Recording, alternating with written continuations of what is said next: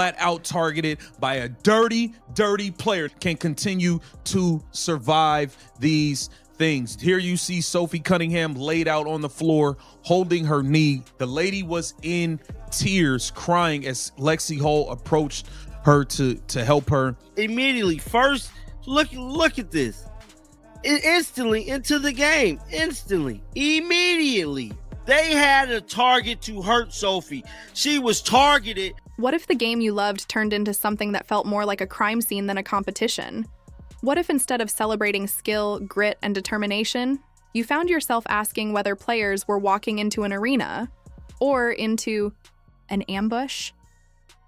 That's the question WNBA fans are now wrestling with after one of the ugliest moments of the season. Out for Bria Hartley because she's a dirty ass. Left Sophie Cunningham crumpled on the floor, clutching her knee, while the entire Fever franchise collapsed into chaos. If you thought this year was going to be about breakout stars, exciting rookies, and a rejuvenated league, well, the reality has been more like a demolition derby disguised as basketball. And tonight, we're going to peel this story wide open. Now, at first glance, you'd expect the WNBA to be the kind of place where talent shines, where players are protected, and where officials ensure fairness. That's the common belief, that professional sports, especially in 2025, have guardrails to protect athletes. But here's the contrarian take. That's a fantasy. The reality is dirtier, scarier, and much harder to watch. Stephanie White is extremely emotional after this hard-fought game. Sophie Cunningham family is extremely pissed off.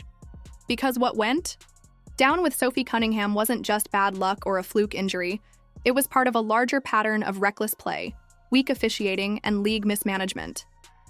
And the proof is sitting right in front of us. Sophie's knee, twisted, her tears soaking into the hardwood, while Bria Hartley, the player accused of causing it, walked away with zero consequences. So here's the plan. First, we're going to break down exactly what happened with Sophie, from the play itself to the family outrage that erupted online. Then we'll dig into Hartley's reputation, the long, messy history that makes this injury feel more like inevitability than accident. From there, we'll zoom out. What this means for the Indiana Fever, for Caitlin Clark, and for the league as a whole. And finally, we'll ask the question everyone's whispering, but nobody wants to say out loud. Can the WNBA survive when its stars keep going down and its leadership refuses to step up? Let's start with the second best point, because it sets the stage for everything, the incident itself. Sophie Cunningham was doing what she always does, playing tough, fearless, and relentless. And then, in an instant, she was down. Replay after replay shows the same thing. Hartley sliding into Sophie's leg in a way that felt less like a collision and more like a setup. Fans didn't just see an injury, they saw intent. Sophie's sister Lindsay saw it. Her mom Paula saw it. And they didn't mince words. They tore into the league, accusing the WNBA of ignoring dangerous players and failing to protect its own stars. Context: this isn't just about Sophie. Injuries have plagued the Fever all season. Application: Sophie wasn't just another name on the roster. She was their engine, their emotional leader, their spark. Framing: so when Sophie went down, fans didn't just feel concern, they felt betrayal. And here's where the re-hook kicks in. If Sophie was targeted, what does that say about the league? What does that say about every other star suiting up, wondering if they're next? But now let's shift to the best point, the villain of this story, Bria Hartley. Hartley has been called many things, but clean player has never been one of them. This is the same Hartley who yanked Angel Reese out of midair by her ponytail, the same Hartley who dragged Becca Allen to the floor by her head just days before Sophie's injury. Context: a history of dirty plays isn't an opinion, it's a highlight reel. Application: when Hartley slid into Sophie's knee, fans didn't see an accident. They saw the climax of a pattern that's been building all season.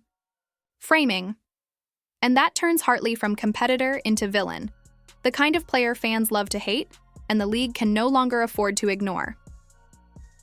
Now pause for a second. Let's open a loop here. If the villain is clear, what does that make the WNBA itself? Is it the referee, the neutral party keeping things fair?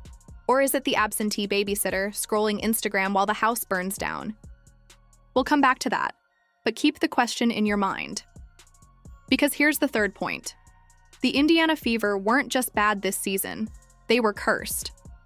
Before Sophie's knee gave out, they'd already been living in a season from hell. Embarrassing losses, no cohesion, no leadership. Caitlin Clark, the savior rookie, sidelined. Stephanie White, the coach, visibly emotional after games.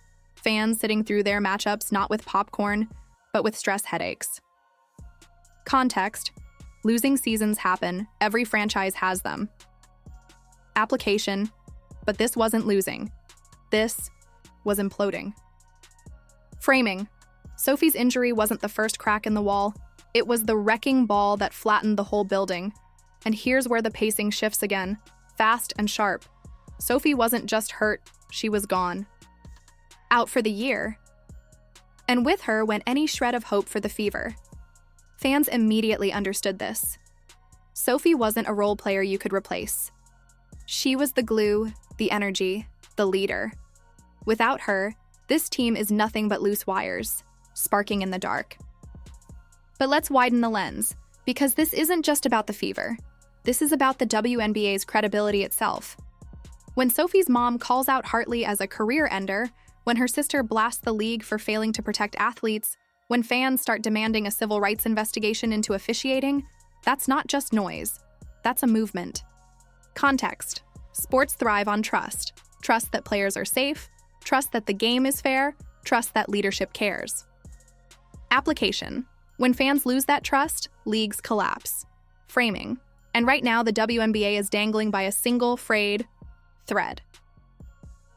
Here's another rehook. Imagine Caitlin Clark watching all this from the sidelines. She's already missed most of the year with her own injuries. And now she sees Sophie go down, her family outraged, the league silent. Do you think Caitlin is eager to dive back into that chaos? Or is she wondering if her career is better protected? By staying away altogether? That's the terrifying reality for the WNBA. Caitlin Clark was supposed to be the future, the face, the savior. But if she looks at this mess and decides it's not worth the risk, then the league doesn't just lose Sophie, it loses its lifeline. And what about Kathy Engelbert, the commissioner? Fans are calling her out by name, accusing her of letting rugby and UFC sneak into basketball, accusing her of sitting by while the league's stars are demolished one after another. Context: leadership isn't about being visible when times are good. Application: leadership is about stepping up when the house is burning. Framing: and right now fans see a commissioner asleep at the wheel.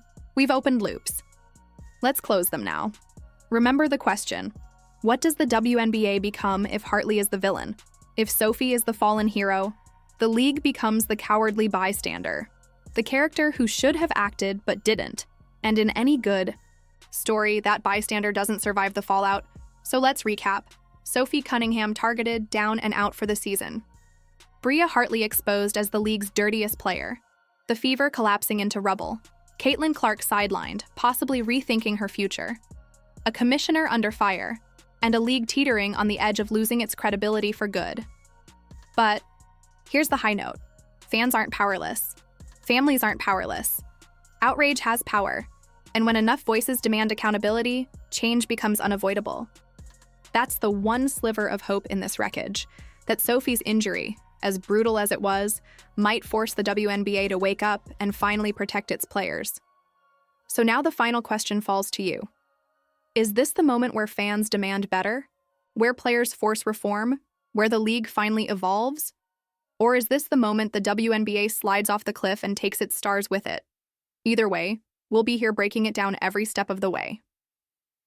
So stick with us, because the story isn't over yet. And if you care about Sophie, Caitlin, or the future of women's basketball, you're going to want to see what comes next.